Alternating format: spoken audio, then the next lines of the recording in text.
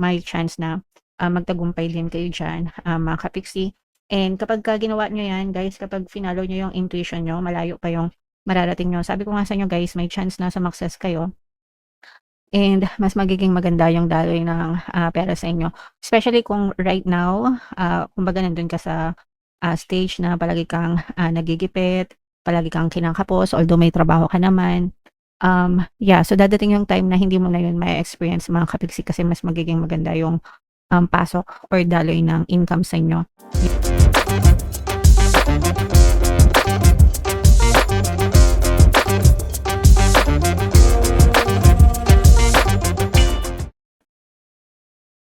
Hello guys, hello Capricorn. Welcome back to Pinoy Pixie Tarot. Ang pamagat ng episode natin for tonight is Money Money Come to Me. Ito yung ating money reading guys para ngayong September para sa Capricorn, Sun, Moon, Rising sign and Venus. Unahin natin tong deck na to guys. Ito yung money manifesting technique para sa inyo. Meron tayong desire. Mga kapiksi, go window shopping, gaze at all the items you would love to own, imagine using them and enjoying them. Regularly repeating this exercise will help to attract the things you long to have. So, yeah, pwede kayong mag-window shopping. If meron kayong mga bagay na gusto nyong bilhin guys, pwede kayong mag-window shopping or online shopping, di ba, sa mga e-commerce websites ngayon. Mga kapiksi, mga e-commerce na platforms. Pwede kayong mag-browse ng mga bagay na gusto nyong bilhin. Pwede nyong i-add to cart kung wala pa kayong pambili, mga kapiksi. Pero wag nyo munang i-check out and then kung may pambili na kayo, tsaka nyo na i-check out guys, no? So, eto guys, sobrang dami ko ng success stories pagdating sa ganito kasi nakakakuha talaga ako ng mga libreng gamit. Kapagka ginusto ko and they were given to me as gifts, no? So, kung matagal na kayo dito sa channel ko, baka ilang beses nyo na rin 'tong narinig yung kwento ko. Dati gusto kong bumili ng, hikaw. So, nagkaroon ako ng hikaw, nagkaroon ako ng jewelry box, nagkaroon ako ng Nespresso machine, tapos yung last na na-manifest ko is bag, no? Lahat yon guys, bigay lang sa akin. Lahat yon binigay lang sa akin. Without even buying, no? Kumbaga hindi ko na siya kailangan bilhin kasi nagse-set lang ako ng desire na gusto ko 'to, sana magkaroon ako ng ganito, ganyan-ganyan. And then talagang pinapadalan ako ng mga kaibigan ko kahit hindi ako mag-ask, mga kapiksi, okay? Kaibigan, pinsan, no? So that's the power of manifestation guys. Pero kung gusto niyong bilhin, puwede rin naman mga kapiksi, no? At kumbaga dadating yung time na kayang-kaya niyong bilhin din yung mga, gusto niyo, mga kapiksi. So, imagine niyo lang and you set your intentions na gusto ko 'to, sana magkaroon ako nito, ganyan. As long as naka-focus ka, no? And then, the universe will move people sa paligid mo or things or situation para mapasa sa'yo yung bagay na yun. That's how manifestation works, mga kapiksi, okay? So, ang importante is you focus your attention guys dun sa mga bagay na gusto nyo, okay? So, yan yung ating money manifesting technique para sa inyo. If meron kayong mga success stories guys sa mga bagay na manifest nyo, i-comment nyo na rin sa baba, mga kapiksi. Alright. So, ito naman ay ito yung deck na gagamitin natin guys. Hanapin natin yung energy ng Capricorn at saka yung energy ng money. Habang sinashuffle ko to guys, panoorin nyo muna yung video natin regarding sa ating paano mag-manifest ng abundance video course. Kapiksi, sawa ka na ba sa mga struggles at hirap sa buhay mo? Masipag ka ba at masikap sa buhay ngunit hindi ka pa rin umaasenso? Ilang beses ka na bang nag-attempt magnegosyo at mag-invest pero palagi ka pa rin nalulugi? Sa pagkakataon na ito ay maaaring may subconscious beliefs ka na nagiging balakid sa iyong pag-unlad at pagyaman. Introducing, paano mag-manifest ng abundance video course. Dito ay matututunan mong ma-overcome ang mga balakid mo para tuluyan ka ng umunlad, umasenso, sumagana, maging matagumpay, successful at maswerte sa iyong kabuhayan, pera, trabaho, negosyo sa lapi at kaperahan ng bonggang-bongga. Dali, mag-send na ng email sa pinoypixie@gmail.com at simulan na ang iyong pagyaman ngayon. Alright, so sa lahat ng gusto mag-avail ng course guys, meron tayong paano mag-manifest ng abundance video course, paano mawala ang third party at magkaroon ng harmonious na relationship, paano pabalikin si ex or vice breakup. Sa mga interesado guys, mag-send lang kayo ng email sa pinoypixie@gmail.com. And sa mga naghahanap ng pampaswerte guys, meron tayong money shaker jar. Ito yun guys, no? Super liit na bote, pero super effective nito guys. Super powerful. At saka ito. So ito yung ating WhatsApp number guys. Chat na lang ako dyan. So, Capricorn, kayo ay represent ng King of Pens. Ito yung ating money energy. Mga kapixie. So, wala tayong love reading ngayon kasi this is all about money. Meron ditong presence ng air sign, Aquarius, Gemini, Libra. For some of you, maaaring may air element kayo sa inyong natal chart. Or you may be dealing with another earth sign. You have to follow your intuition, guys. Kasi ginagabayan kayo, guys, no? For some of you, if meron kayong mga gustong gawin, yung iba sa inyo guys kasi, meron kayong chance na lumabas ng comfort zone nyo. Meron kayong chance na mag-try ng mga bago. And malalaman nyo yun kung para sa inyo yun or hindi. By listening to your intuition. The universe, your spirit guides, the divine spirits, mga kapixie, they are guiding you towards the right path. So, kunwari, baka naisipan mong mag-virtual assistant or naisipan mong mag-real estate agent or naisipan mong I don't know, digital products, whatever guys, maraming pwedeng maging sources of income ngayon. Kung ano yung pinakamalakas yung hatak sa inyo, mga kapixie, you have to trust your intuition kasi ibig sabihin doon ka pinupush, no? Doon ka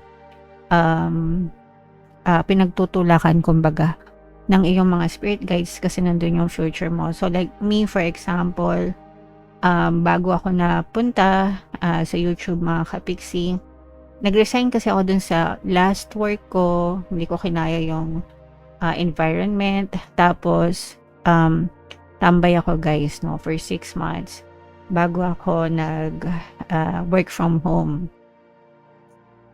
And then, come pandemic, nagkaroon ng pandemic guys. Alam niyo naman, yung pandemic, uso yung layoff, di ba? Dalawa yung trabaho ko, pero parehas ako na layoff guys. Monday isa, tapos Friday isa. Same week, parehas ako na layoff. And then, my intuition told me na mag-stick dito sa ating channel, mga kapixie, and that's how I survive. So, dadating din sa inyo yung ganun, no?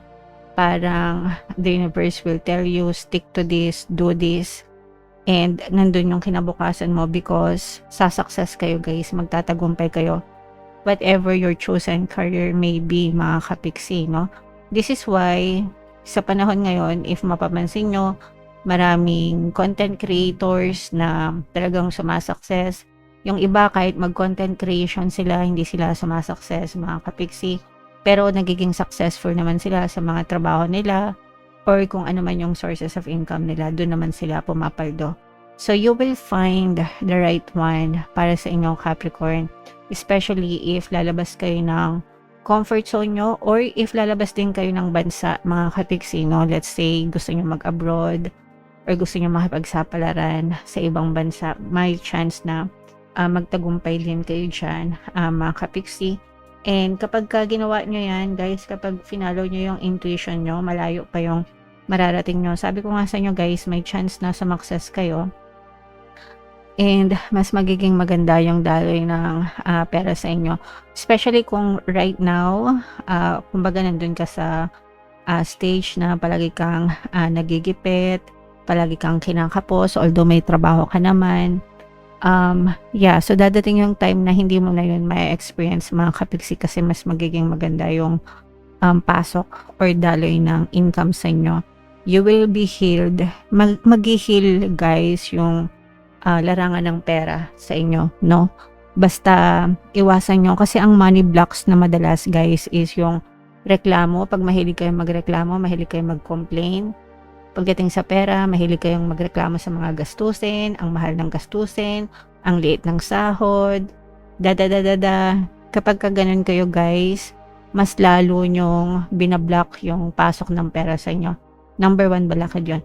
So, you should be grateful, guys. Kahit kumita kayo ng sabihin natin, meron kayong extra na 50 pesos, 100 pesos sa isang araw, you should be grateful, no? Dapat ipagpasalamat yun because the more na ginagawa nyo yun, more blessings will come to you, Capricorn, okay? Pero nakikita natin, nag-heal yung inyong money department, mga kapiksi. And what else? Ito may mga opportunities pa, especially guys kung kayo ay nagnenegosyo. Sa mga kapiksi natin, nagnenegosyo, mga kapiksi, nakita natin na dumadami pa yung opportunities sa business nyo.